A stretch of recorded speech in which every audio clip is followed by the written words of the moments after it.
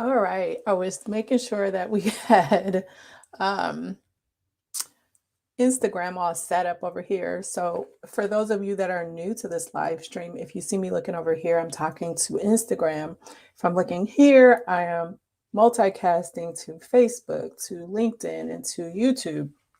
And today we are talking about the Mastery of Love. We've been doing a book study for the past several weeks. It's taken us a while to get through such a tiny little book, just with all the stuff that's going on, with, all the stuff that's been going on, not only with family, but traveling and that type of thing. I'm really hoping we can get through this book in December so that we can move on to maybe even some different type of lessons. But again, I like this book because it starts to help you understand the art of having a true and real relationship that's not based on these falsities and this conditioning that we have been um, taught through our upbringing, through our experiences, through our traumas, whatever. Today, specifically, we are on chapter 5 in this book. So maybe close to halfway done. And we're talking about the elements of a perfect relationship. There is a such thing as a perfect relationship. However, what you have been taught is a perfect relationship may not be what you think it is. And so this specific chapter, hey, Andrea, this specific chapter is going to break down the mastery of love and break down what a perfect relationship truly looks like so that we don't get caught in these situations where we are pairing up with other people or forming bonds with other people and then experiencing stress, getting all out of balance, and just losing our own self and our own energy in the process. So I'm going to go ahead and get started.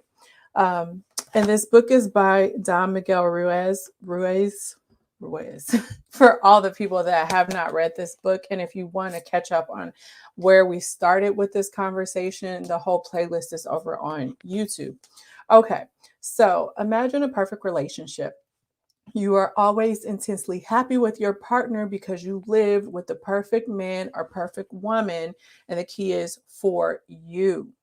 How would you describe your life with this person? Now, he's going to relate it to a pet, so just kind of try to take the deeper meaning of the message that he's trying to portray in his metaphor. But he says, well, the way you relate to this person will be exactly the way you relate with a dog. A dog is a dog. It doesn't matter what you do, it's going to be a dog. You're not going to change a dog for a cat or a dog for a horse. The dog is just what it is.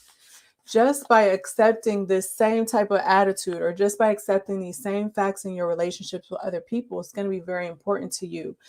For those of you that are in the personal mastery membership, this month we're talking about detachment, and we're talking about letting go and how to move forward more healthily. And part of it is learning to look at life in this way where you are just accepting what is. It doesn't mean you have to be with it. It doesn't mean you have to bond. It just means that you have to accept what is and then decide from there. Yeah, I'm intrigued to see what you all think of this, because I think that what we've been conditioned to think is the perfect relationship is not always so. That's what Andrea said. She's intrigued with the perfect relationship. Okay, so what he's saying right now is that if you love your dog, you're not trying to change your dog into a cat or a cat into a horse or whatever he just said. And I want you to understand this when you start to think about what a perfect relationship looks like in your own life. And hey, Rotunda. All right. So just accepting this fact in your relationships with other humans is very important. And it doesn't have to be just your intimate relationships, right? It is, how are you accepting your mom or your dad or your boss or you're anybody that you're in a relationship with. We always try to read into it, to change it, to understand it, to make it a little bit more deeper than what it is, when truly what you see is what you get, and it is what it is. You cannot change other people. You love them the way that they are, or you don't. So that's how you start to get closer to the perfect relationship, right? We want to love potential. We want to love what was. We want to understand what wasn't. We want to do all of the things, but you can make your relationships and your love so simple just by, number one, understanding that you can't change other people, and you either love them the way that they are, or you don't. And that doesn't mean that we all stay the same throughout our relationships. So this is important to understand, that even as you progress, or even if the person that you have been with was this charming person, they told you all these lies or whatever, that they might have even thought it was true at the time. But if you start to even find out that what the person that you have a month, 2 months, 3 months down the road is not the same person that you thought that you had, then the key is not to try to change them or try to go back and recapture the past. It's about learning to accept people the way that they are, or you don't. This is deep. It sounds simple, but it's deep. To try to change them is to make them fit what you want them to be. It's like trying to change a dog for a cat, or a cat for a horse, and that's a fact. They are what they are. They are what they are. If you have a liar, they are what they are. If you have a cheater, they are what they are. Even if a month ago they were the most beautiful person that you've ever met, this moment now is the real moment. And so this is what you base your connections off of. And it doesn't mean, again, that you can't bond with certain people, because, for some of us, there are some tumultuous relationships with our parents and things like that. But what it does mean is that they are what they are. So spending energy trying to change them, trying to understand them, trying to get them to see your point of view is a lot of wasted time and added resistance into the relationship that subconsciously creates even more of that type of energy, which creates this cycle where it makes it hard for you to move forward and form bonds with people. So he says they are what they are, and you are what you are. You dance or you don't dance. You need to be completely honest with yourself to say what it is that you want and see if you're willing to dance or not. This is important too. I used to be like this. So, how many of you have entered into a relationship? And again, because of the way that you've been brought up, you feel like the person that you're with should have the same views on what is acceptable in that relationship. And so, you expect your partner to read your mind, right? Because you treat them a certain way. This is what you think true love is. This is how you think that people should act in a relationship. And so rather than make yourself vulnerable and tell the person that you're with what you need, you would rather maybe get resentful because they're not giving you what you need, or get confused, or any of those other things, instead of being brave in your relationships. Well, first of all, knowing yourself so that you're brave enough in your relationships to ask for what it is that you want. You need to be completely honest with yourself to say what you want and see if you're willing to dance or not. Because the power in that and how you get a perfect relationship is because now there is no guessing. You can only be responsible for yourself. And we talked about that last week. So if you are responsible for yourself, you're doing the work, you know yourself, you show up, you communicate very clearly what it is that you want in the relationship. That means that the person that you are in the relationship with has a choice. They can either meet you halfway and give you what you need in that relationship, or they don't. And there's nothing wrong with them if they don't want to give you what it is that you need. But what it is you being honest and opening up that opportunity for them to show up for you. And if they don't do it because you've been open and honest and vulnerable, rather than playing these games and bonding out of fear and bringing all your past trauma into the current, what you will see is that then the choice becomes yours. Because you told them what you want, they either give it to you or you don't. And it's your choice to say, well, am I willing to still dance or not? And if you continue to dance in a relationship like that, then there's nothing wrong with that other person. Why are you allowing yourself to be in relationships with people that you really, truly don't want to dance with? Why are you dancing with people you don't want to dance with? Andrea said, That's the saying, it is what it is. Closed mouths don't get fed. You have to say what you need. You do. And it can be really hard because for a lot of us, we don't even know what we need. We've been taught that we are supposed to want certain things in our relationships. We maybe don't know ourselves enough because we haven't spent enough time connecting with our true authentic self. Whole conversation, podcast on it. You can go figure that out. But until you start to do that type of work, you really still, even if you were trying to communicate honestly, if you haven't done that work and you're not living from your power place and you are not connected to that soul level of who you are, even when you try to communicate what it is that you truly want, most of the time you are being dishonest. And then Andrea said, because they feel like they're going to change, right? But this is the thing. Yes, people can change, but why do we always feel like we need to be around to facilitate the change? Because honestly and truly, these people change. We all change because we want to change. We're not usually forced to change. We're not usually inspired to change. And there's so much more abundance out there that you could have a relationship and connect with people on the level that you really want instead of waiting and trying to inspire and trying to manipulate other people to show up for us the way that we want them to. And anytime you bring that type of manipulation into a relationship, even if you have the best intentions around it, you are creating subconscious resistance in that relationship.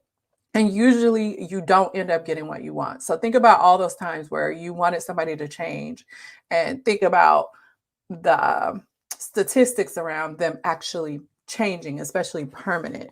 It's very rare. It's usually because they decided they wanted to do it. All right. So he says, you must understand this point because it is very important. When you truly understand, you are likely to see what is true about others and not just what you want to see. You can start to see the truth in other people and not just what you want to see. This is important too. And then Andrea said, because some people feel like they have the magic to make them change, it's the ego that takes over. It's the ego that takes over, right? That's number one. Or number two, maybe you don't love yourself enough. Maybe you don't believe that there's a such thing as a perfect relationship. So you're willing to put up with a little bit of crap because you think that every relationship has a little bit of crap. So it could be a little bit of that. It could be fear, right? Some of us would rather have whatever it is that we have in front of us because we feel like the world is not abundant enough for us to have what it is that we truly want. Like a lack. There's a lack of viable people to be in a relationship with, even if they are of poor quality. If you feel like you have the magic to try to change somebody, that means that you are, it's the ego, but it's also something more deeper and more internal into you where you feel like you need to be that savior for people. And when you start to even enter into a relationship where you want to be a savior to other people, what are you automatically creating in that relationship? I called it resistance because for other people, for all of us, it's going to be something different. But when you think you have the magic to save somebody, especially if they don't want to be saved, then you start to create codependent bonds in your relationships. And again, for you, if you have that particular pattern, that codependence is the resistance that I'm talking about that does not facilitate you bonding in a healthy and truly loving way. So when you understand that it is what it is, people are what they are, you are the one that is responsible for yourself, for showing up, for communicating, and then people can give you what they need or not. And then you are honest with yourself and say, well, I don't want to dance with that person, and you can walk away. What you start to see is that relationships become very easy because, like Andrea said, you're not looking for this magic in somebody. You're not fearful about somebody. You're not thinking, oh, well, they're at 80%. I can help them and inspire them and see the potential in them to be 100%. You can just understand that what you are looking at is true instead of what it is that you want to see. All right. So he says, if you own a dog or a cat, think about how you relate to your pet.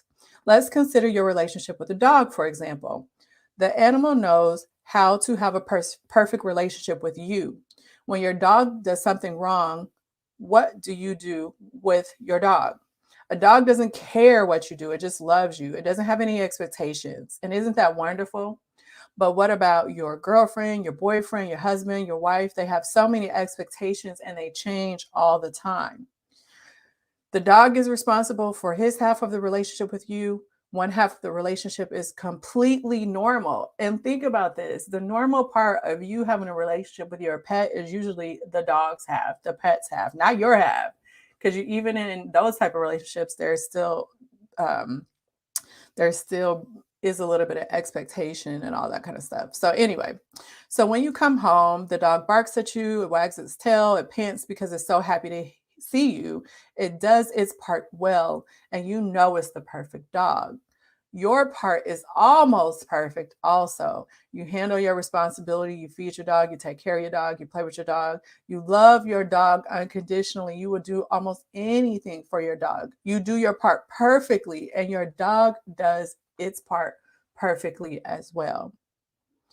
Most people can easily imagine this kind of a relationship with their dog, but here's a good question he asked.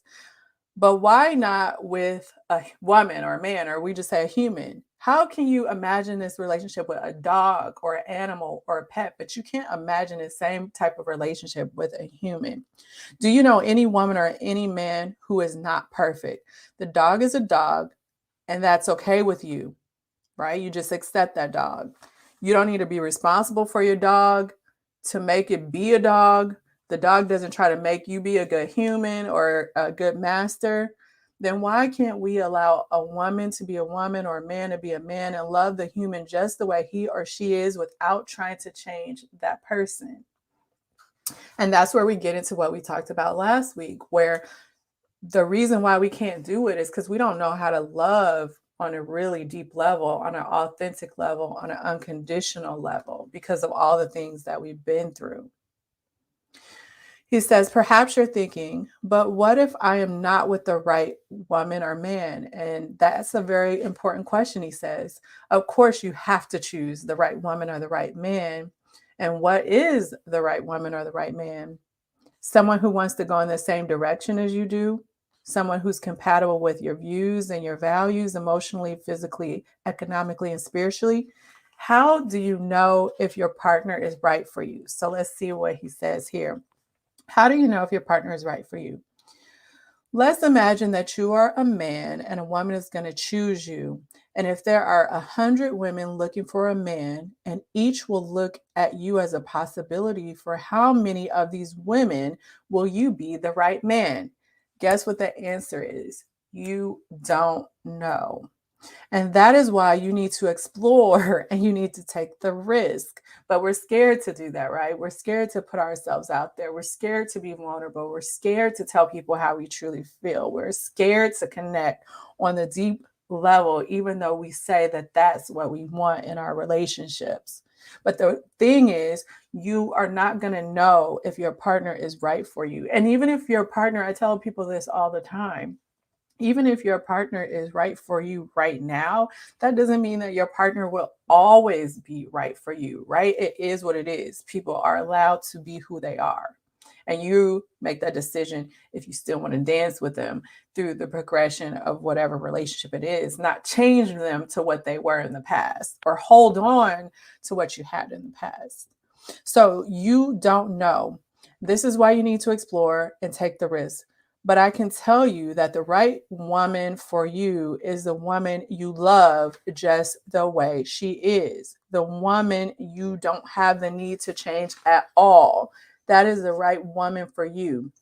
You are lucky if you find the right woman for you, and at the same time, you are the right man for her.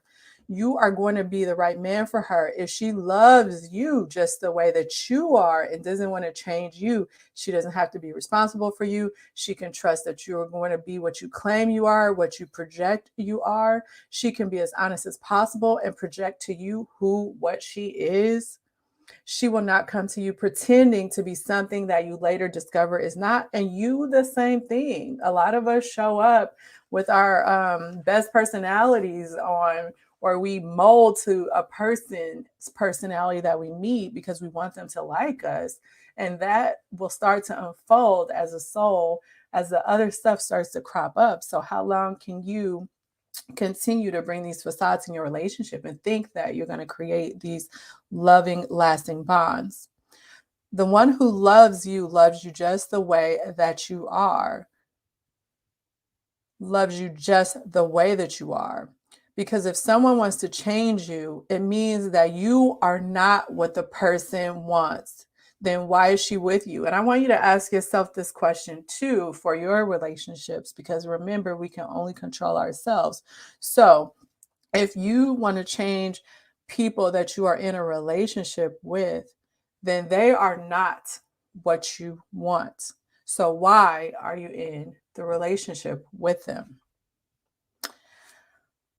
I think we will stop there. We will pick up tomorrow with maybe the rest of chapter 5. Yeah, we only have a little bit left in chapter 5, so we'll pick up with the rest of the discussion. If you have any questions about what we talked about, go ahead and type them in the comment box.